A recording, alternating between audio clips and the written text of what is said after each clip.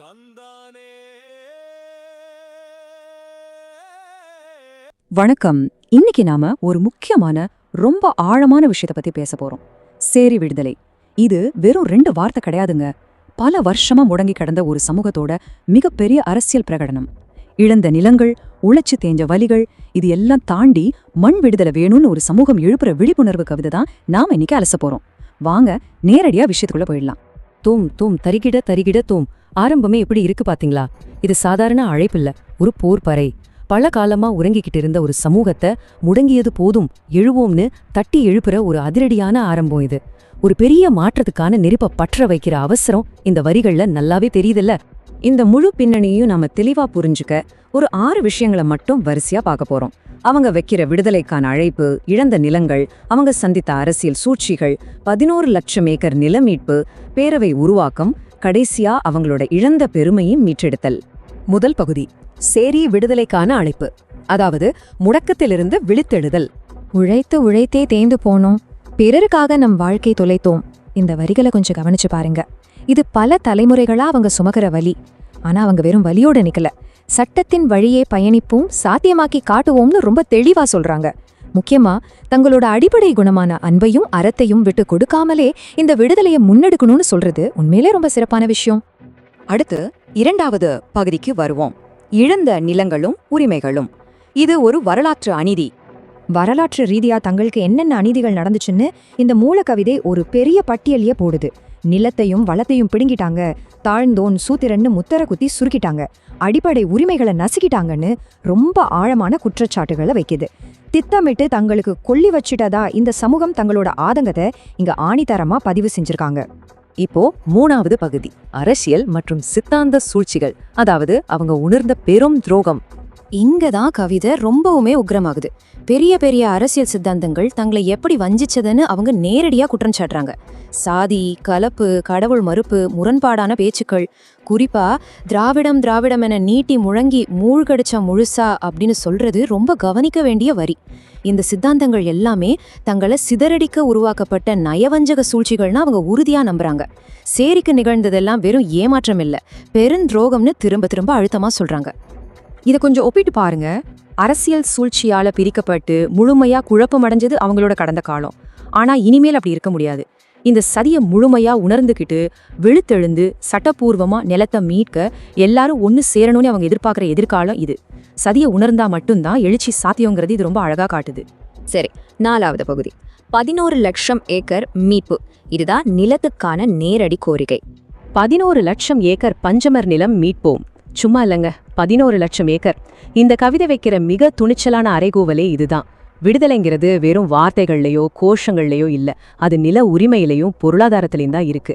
மண் விடுதலை வேணும்னா அவங்க கேட்பதற்கு பின்னாடி இருக்கிற பிரம்மாண்டமான பொருளியல் கோரிக்கை இதுதான். 5வது பகுதி, பெரும் பறையர் பேரவை உருவாக்கம். சிதறி கிடக்கிற மக்களை எப்படி ஒன்றிணைக்கிறது? இவ்ளோ பெரிய நிலமீட்பை சாத்தியமாக்க அவங்க வச்சிருக்கிற மாஸ்டர் பிளான் இதுதான். முதல் படி நடந்த நயவஞ்சக சூழ்ச்சிகளை உணர்வது. 2வது படி பிரிஞ்சு கிடக்கிற சேரிகளை முதல் முறையா ஒன்னு சேர்க்கிறது. 3வது படி இந்த ஒற்றுமையா ஒரு பலமான அமைப்பா மாத்த பெரும் பறையர் பேரவையை உருவாக்குறது. எவ்ளோ தெளிவான ஒரு செயல் திட்டம் பாத்தீங்களா? கடைசியா 6வது பகுதி, இழந்த பெருமையை மீட்டெடுத்தல், அதாவது ஒரு ராஜ பாரம்பரியத்தை உருவாக்குதல். இந்த இயக்கம் எதை நோக்கி போகுதுங்கிறத இந்த காட்சி நமக்கு ரொம்ப தெளிவா உணர்த்துது. ஒடுக்கப்பட்ட சேரிங்கிற இருண்ட யதார்த்தத்தை விட்டுட்டு வெண்பட்டாடை உடுத்தி யானை மேல கம்பீரமா பவனி வர்ற ஒரு ராஜரீக அடையாளத்தை தான் இவங்க இலக்கா வச்சிருக்காங்க. இது பல நூற்றாண்டுகளா மறுக்கப்பட்ட கண்ணியத்தை மீட்டெடுக்கிற ஒரு வரலாற்று சின்னம். தாழ்ந்தவர்கள்னு அவங்க மேல குத்தப்பட்ட முத்திரைகளை அவங்க சுக்குநூறா உடைக்கிறாங்க. வலிமையான வாழ்வியலை வளமையாக கட்டுவோம், செழுமையாக்குவோம், சேரியை முழுமையாக்குவோம். தங்களை பிளவுபடுத்தின அத்தனை சூழ்ச்சிகளையும் கடந்து ஒரு செழுமையான சமுதாயத்தை மீட்டுருவாக்கம் செய்யணுங்கிற அவங்களோட உன்னதமான லட்சியம் இது. தும்தும் தரிகிட தரிகிடத்தோம் வென்று காட்டுவோம் ஆரம்பிச்ச அதே அதிரடியான பறை முழக்கத்தோட இந்த பிரகடனம் முடியுது. புது சரித்திரம் படைப்போம், காலங்கள் மாற்றம் பெறும்ங்கிற அசைக்க முடியாத நம்பிக்கையோட விரைந்து இன்றே அணியமாவோம்னு ரொம்ப உறுதியா முடிகிறது இந்த கவிதை. மண் விடுதலை வேண்டும், மண் விடுதலை, சேரி விடுதலையை பறைசாற்றுவோம். காலங்கள் மாற்றம் பெறவே சூழல்கள் ஏற்றம் பெறவே சில பொழுதுகள் உண்டு நம் வசமே. மாற்றம் நோக்கி ஏற்றம் நோக்கி முடங்கியது போதும் எழுவோம், முட்டுக்கட்டை தாண்டி மீள்வோம். சேரியில் நிகழும் கொடுமைகள் அனைத்திற்கும் தீ மூட்டுவோம். விரிந்து இன்றே அணியமாவோம், வேட்கை வென்றே அணியமாவோம். உழைத்து உழைத்தே தேய்ந்து போனோம், பிறருக்காக நம் வாழ்க்கை தொலைத்தோம். உழைத்து உழைத்தே தேய்ந்து போனோம், நம்ம ஏய்த்து பிழைத்தோர் கோடி ஏய்த்த வலியோர் கோடி கோடி. அன்பு நிறை அறமே எளியோர் உயிர் நாடி, நமது உயிர் நாடி உயிர் நாடி.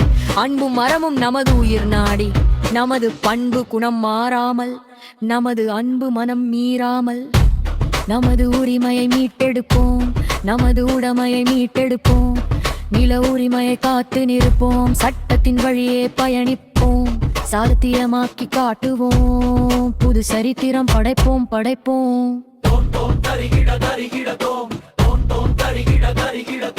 சேரி விடுதலையை பறைசாற்றுவோம்.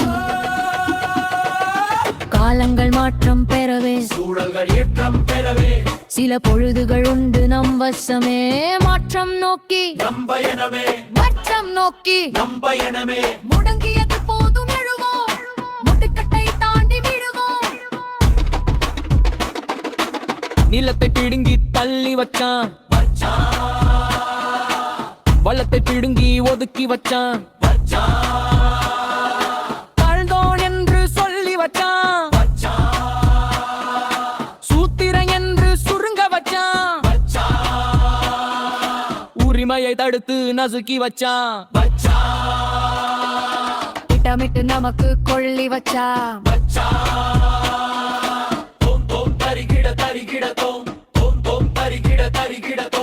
உண்மையான சேரி விடுதலையே பறைசாற்றுவோம்.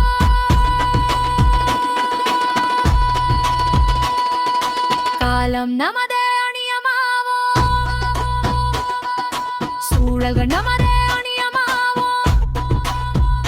சேரிக்கு நிகழ்ந்ததெல்லாம் துரோகம் பெருந்துரோகம். பேரவை கட்டுவோம் ஒன்றாக வென்றாக, பேரவை கட்டுவோம் ஒன்றாக வென்றாக. சேரியை இணைப்போம், பேரவை வழியே பிணைப்போம். பிரித்து வைத்தது சூழ்ச்சி, நயவஞ்சக சூழ்ச்சி. உணர்ந்து கொண்டால் உண்டு எழுச்சி எழுச்சி. சாதி கலப்பு என்று சொல்லி கலச்சி வச்சான், கடவுள் மறுப்பு என்று சொல்லி பிரிச்சு வச்சான். முன்னுக்கு பின் முரணாக பேசி வச்சான், திராவிடம் திராவிடம் என நீட்டி முழங்கி மூழ்கடிச்சான் முழுசா. மொத்தத்துல முழுமையா குழப்பி வச்சான், சேரிய முழுமையா குழப்பி வச்சான்.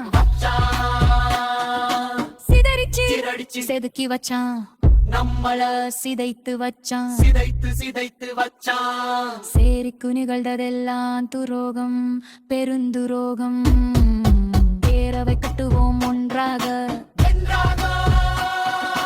பெரும்பறையர் பேரவை கட்டுவோம். 11 லட்சம் ஏக்கர் பஞ்சமர் நியமிப்போம். வலிமையான வாழ்வியலை வளமையாக கட்டுவோம், செழுமையாக்குவோம் செழுமையாக்குவோம். சேரிய முழுமையாக்குவோம், பேரவை கட்டுவோம் ஒன்றாக பேரவை கட்டுவோம் ஒன்றாக. பெரும்பறையர் பேரவை கட்டுவோம் கட்டுவோம். 11 லட்சம் ஏக்கர் பஞ்சமர் நிலம் மீட்போம். வலிமையான வாழ்வியலை வளமையாக கட்டுவோம், செழுமையாக்குவோம் சேரியை முழுமையாக்குவோம். பேரவை கட்டுவோம் ஒன்றாக பேரவை கட்டுவோம் ஒன்றாக பெரும்பறையர் பேரவை கட்டுவோம் 11 லட்சம் ஏக்கர் பஞ்சமர் நிலம் மீட்போம். வலிமையான வாழ்வியலை வளமையாக